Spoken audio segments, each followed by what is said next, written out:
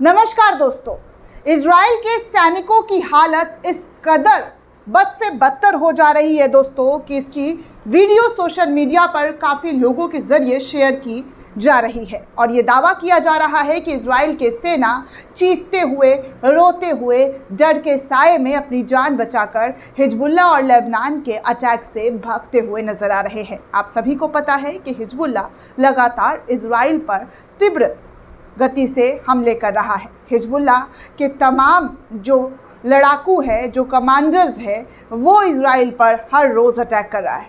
जैसा कि इजराइल भी गज़ा पर अटैक कर रहा है, हिजबुल्लाह पर अटैक कर रहा है, लेकिन हिजबुल्लाह भी इजराइल को बख्शने के नाम पर लगातार, जी हाँ, बख्शने के नाम पर लगातार हमला कर रहा है, क्योंकि ये हमला हिजबुल्लाह की तरफ से शुरू नहीं किया गया है। हिजबुल्लाह ने साफ कहा कि हमने ये लड़ाई शुरू नहीं की है। ईरान के तरफ से जो लड़ाई शुरू हुई और जो हरकत इजराइल ने की है, उसका मुंह तोड़ जवाब अब देना बनता है, क्योंकि बार बार हमला करने वाला इजराइल, उसको मुंह तोड़ सबक सिखाने का वक्त आ चुका है और अब हम इस लड़ाई को और तेज़ी से आगे बढ़ाते हुए नजर आएंगे।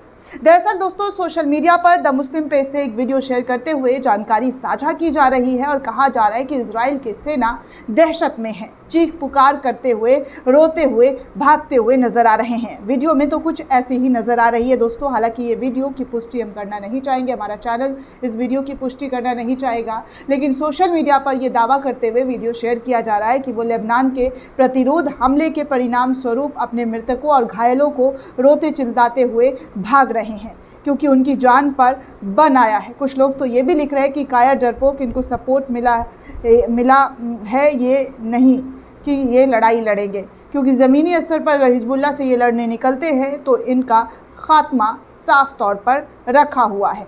तो ये इस वक्त की बड़ी जानकारी हिजबुल्लाह और इजराइल में अटैक को लेकर सामने आ रहा है। इजराइल के सैनिकों को साफ तौर पर देखा जा सकता है कि कैसे वो यहाँ पर जो है भागते हुए नज़र आ रहे हैं। उनका जो भागने का जो तस्वीर है उनके सैनिकों का, वो साफ तौर पर नज़र आ रहा है। अब आप सोचिए कि ये लड़ाई कहाँ से कहाँ तक पहुँच चुकी है। मैं आपको रोज़ दिखा रही हूँ ईरान, इजराइल, फ़लस्तीन वॉर में क्या चल रहा है, क्या नहीं चल रहा है। आपसे कोई भी खबर छुपा नहीं है। किस तरीके से इजराइल भी हमला कर रहा है, हिजबुल्लाह भी हमला कर रहा है, हमास भी हमला कर रहा है। हर तरफ से ये जो लड़ाई है लगातार बढ़ता हुआ नज़र आ रहा है। अब देखिए, बीबीसी की रिपोर्ट कहती है कि इजराइल की सेना ने दावा किया है कि उसने हिजबुल्लाह के नेता हसन नसरुल्लाह के उत्तराधिकारी माने जाने वाले हाशिम सैफुद्दीन को मार दिया है। पिछले महीने हसन नसरुल्लाह इजरायली हमले में मारे गए थे। हालांकि हिजबुल्लाह ने सैफुद्दीन के मारे जाने की अभी पुष्टि नहीं की है, लेकिन कहा जा रहा है कि ऐसा इजराइल की सेना की तरफ से ये दावा किया जा रहा है। अब देखिए, क्या दावा सही है, ये गलत है, ये तो आने वाले वक्त में पता चल जाएगा। लेकिन फ़िलहाल, जी हाँ, फ़िलहाल जो तस्वीरें आ रही है वो इजराइल के लिए बहुत भयावह जो है वो दिखाई दे रहा है, क्योंकि रूस ने भी साफ तौर पर इजराइल के ख़िलाफ़ जंग का जो उनका सपोर्ट है, जो जिस तरीके से युद्ध लड़ी जा रही है, उसको लेकर अपना साथ जो है दे दिया है कि वो ईरान के साथ है। हालांकि अमेरिका कह तो रहा है कि वो इजराइल के साथ है, लेकिन बीच बीच में वो इजराइल को चेतावनी भी दे रहा है और ये कह रहा है कि वो इस लड़ाई को रोक दे, इसको सीज़ फायर कर दे। लेकिन अमेरिका की बातों को इजराइल कितना तवज्जो देता है, क्या नहीं देता है, वो तो वक्त बताएगा। फ़िलहाल जो तस्वीरें हैं वो साफ तौर पर नज़र आ रही है।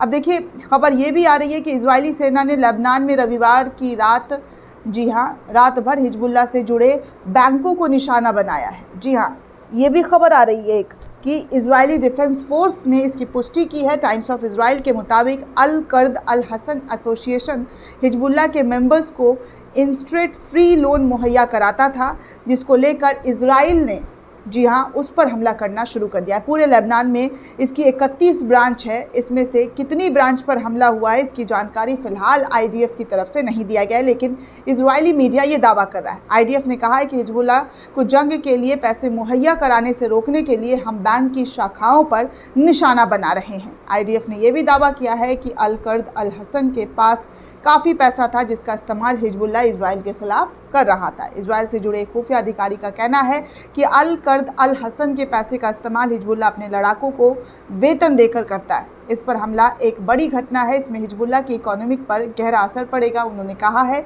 कि इस बैंक के पास हिजबुल्लाह का पैसा है, लेकिन सारा पैसा ये नहीं संभाल पाता है, जिसको लेकर ये तमाम तस्वीरें देखने सुनने को मिल रहा है। अब देखिए, कुछ तस्वीरों के हवाले से दैनिक भास्कर ने ये चिन्हित करने की कोशिश की है और बताने की कोशिश की है कि कहां पर किस तरीके से हमला हुआ है।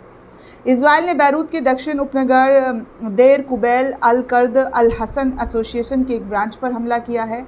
इसको लेकर खबर आई है। इजरायली सेना ने दहिया में अल कर्द अल हसन की एक ब्रांच पर भी हमला किया है, ये भी शेयर किया गया है। बैरूत में बिखरे अल कर्द अल हसन बैंकों के कागजात की तस्वीरें भी शेयर की है, जिसमें इजरायली सेना ने यहां रात भर हमला किया है। बैरूत में अल कर्द अल हसन बैंक के मलबे को साफ करता हुआ स्टाफ की तस्वीरें भी दिखाई दे रही है कि कैसे वहां के स्टाफ इन तमाम चीज़ों को साफ कर रहे हैं। हिजबुल्लाह का deputy secretary general Naim Qassem Israel के हमलों के बीच लेबनान से ईरान भाग गया है, ऐसी जानकारी आईडीएफ की तरफ से दी गई है। टाइम्स ऑफ इजराइल की एक रिपोर्ट के मुताबिक कहा जा रहा है कि कासिम 5 अक्टूबर को ईरान के विदेश मंत्री अब्बास अरघची के प्लेन से जो है ईरान चले आए। रिपोर्ट में कहा गया कि ईरान को डर था कि नसरुल्लाह की तरह नईम कासिम को भी इजराइल की तरफ से मार दिया जाएगा। नसरुल्लाह की पिछले महीने इजरायली एयर स्ट्राइक में मौत के बाद से ही कासिम ने 3 भाषण दिए थे। पहला भाषण बैरूत में रिकॉर्ड किया गया था, जबकि तीसरा भाषण तेहरान में दिया गया था। 15 अक्टूबर को कासिम ने कहा था कि जब तक इजराइल जंग नहीं रोक देता,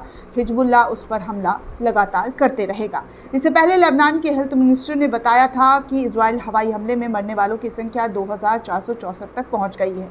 वहीं अब तक 11,530 लोग जख्मी हुए हैं। वहीं गजा में इजरायली हमले से अब तक 42,000 से ज़्यादा लोगों की मौत की पुष्टि हुई है और 1 लाख से ज़्यादा लोग बुरी तरीके से घायल हैं।